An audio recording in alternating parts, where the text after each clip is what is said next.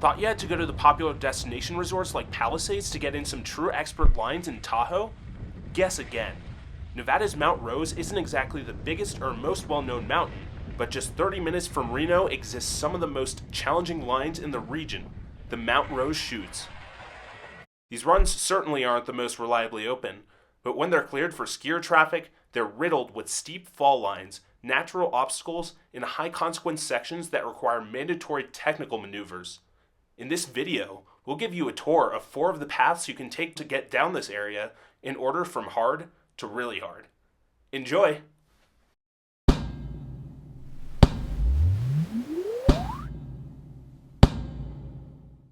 The Chutes are really known for hosting Mount Rose's expert terrain, but there are a couple of just plain old advanced runs you can take. And this is a good place to start if you're looking to do the Chutes for the first time. This one is called Cutthroat. It's advanced, it's got some technical stuff in here, but not quite as expert as some of this stuff up there. Good place to start. Let's check it out. So in a run like this, you have a pretty steep technical drop in like this, but it's wider than some of the chutes that you'll get up at the top. Now, you have trees and rocks over here, some of which are unavoidable on the double black runs, but on this one, you can kind of get around them. This pitch is typical of the lower chutes area, so if you're comfortable on this, you might want to check out one of the upper chutes up at the top. The other nice thing about taking this run is once you make it to the bottom,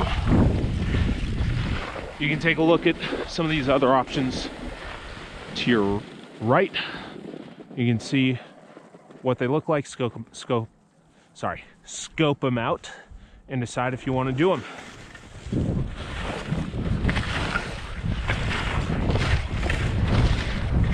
And a day like this is really when you'd want to do those runs, because the snow is soft and surprisingly forgiving.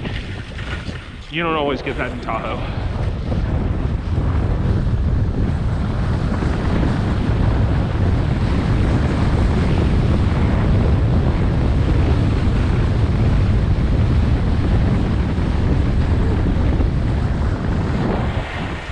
So now we're on the return path. But that was Cutthroat. That was one of Mount Rose's advanced runs. The advanced runs are chiefly over here, and also there's a couple over there. But good place to start there before moving over here. Here at Hornet's Nest, this one is probably one of the steeper chutes. So this is Mount Rose's steepest terrain, which means this is probably one of the most steep runs at Mount Rose. So you can also see pretty narrow, pretty technical at the top. Let's drop in.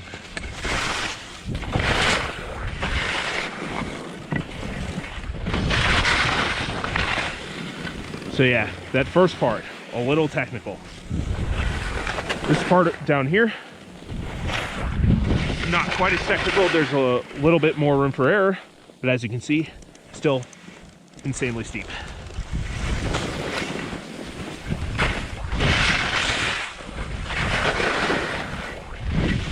You can just see when you stop, that snow is just rushing all the way to the bottom.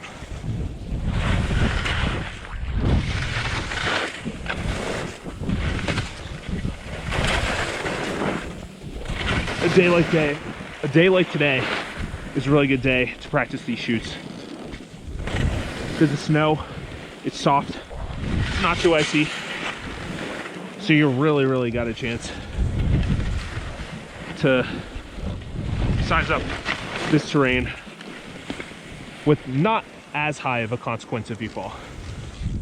If you do fall, there's still a good chance you're going all the way to the bottom. But it won't be as icy, so it probably won't hurt as bad. Once you get down here, it's a bit wider. There are these trees over here, which are hiding a little stash of powder.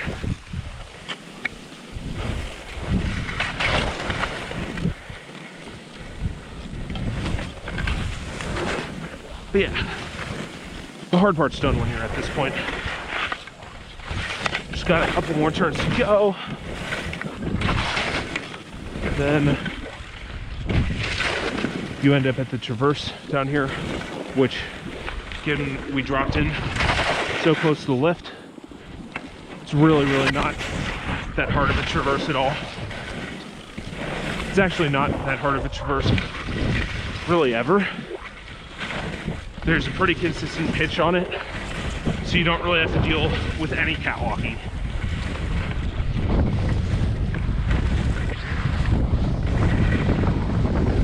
This one's cold though, so you can go through some glades. You switch it up after that traverse, which does get slightly old after doing it multiple times.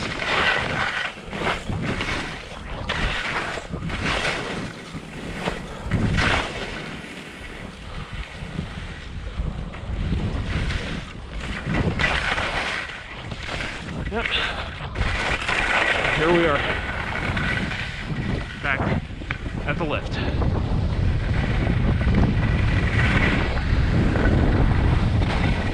So that one is Hornet's Nest. It's a good one to check out if you're looking for something steep. So this one is called El Cap. It's right here near the top, probably one of these longest lines. And oh boy, there's a drop. Woo!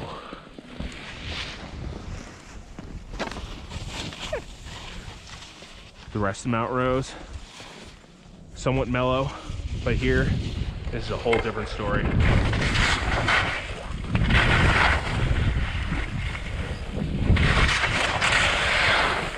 Snow in here, definitely packed.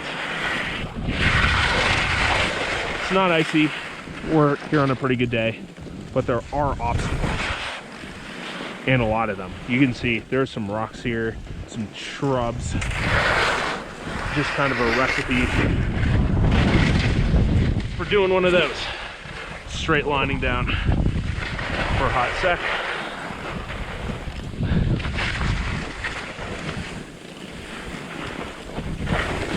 But don't let these obstacles distract you. This is just a one-of-a-kind place to be. You got these awesome trees over here, just the sunlight. You can see Reno over there. So if someone's looking at you through a telescope, they might see you wipe out. Whew.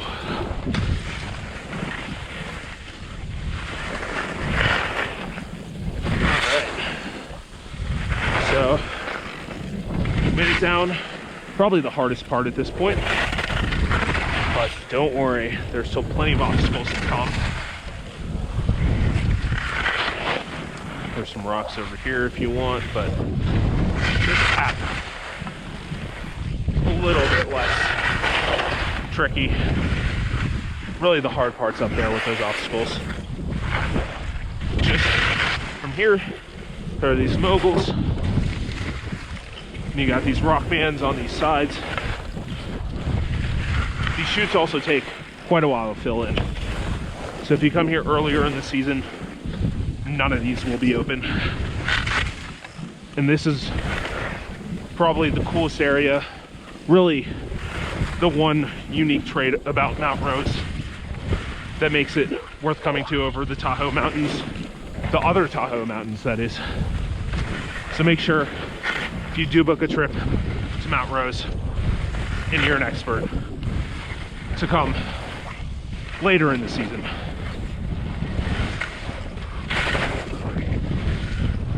Oh baby. Now, we're getting to the end. It's mellowing out a little bit. Still a bit mogly. You can hop into these trees on these sides. Woo!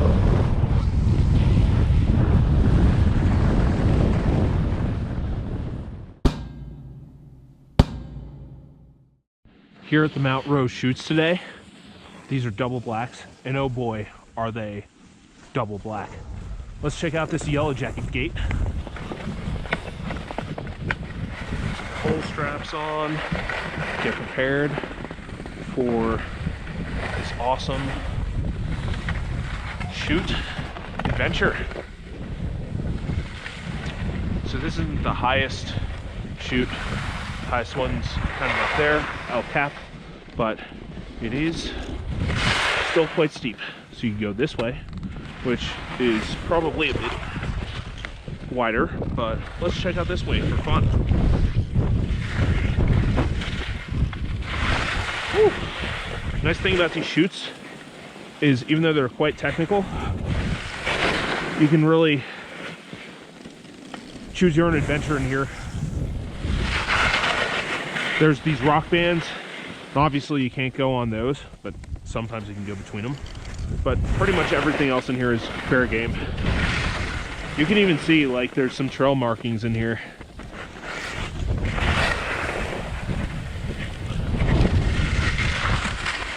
Now, these can get really, really steep and narrow. So this part over here, we're gonna see there's this kind of rock band, and it's not easy to get around. And probably the best thing to do is just kind of try to turn in like this. Just keep doing those short turns. Or if you really want, you can just try to straight line it. But, so we're down here, and I actually think a little bit to the left of the Yellow Jacket. We went through the Yellow Jacket gate, but we could either go to Detonator, which is to the left, or Charge, which is to the right. Let's stick to the right, stick with Charge. Or also these rocks, which I guess if you want, you can probably jump off of a couple of them.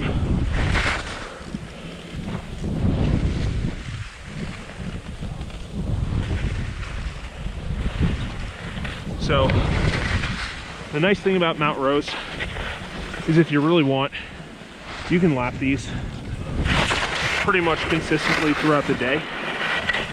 It does take 2 lifts to lap, but it's a lot easier than, say, Kilbrew Canyon at Heavenly, which is probably comparable, if not a little easier than these. But you have to hike out of those. And there's no hiking involved for this. And there's that traverse at the bottom, but it's reasonably sloped. So you don't really even have to do any catwalking to keep your speed.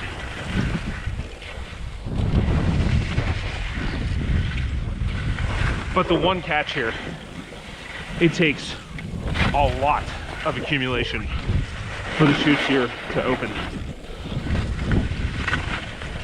There are a lot of obstacles on this, a lot of hazards.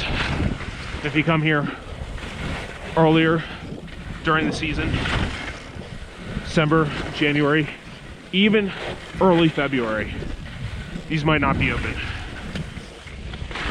And even during times like this is late, maybe late March. Today's March 20th. But if the conditions are bad, these won't be open. This just happens to be a good day. Snow quality is quite good. So it's a good day for the chutes. But man, when conditions are right, these are absolutely awesome. So that was a thorough tour of the type of terrain you can expect in the Mount Rose chutes. If you're lucky enough to be in the area when they're open, and you think you can handle them, be sure to stop by. You won't regret it.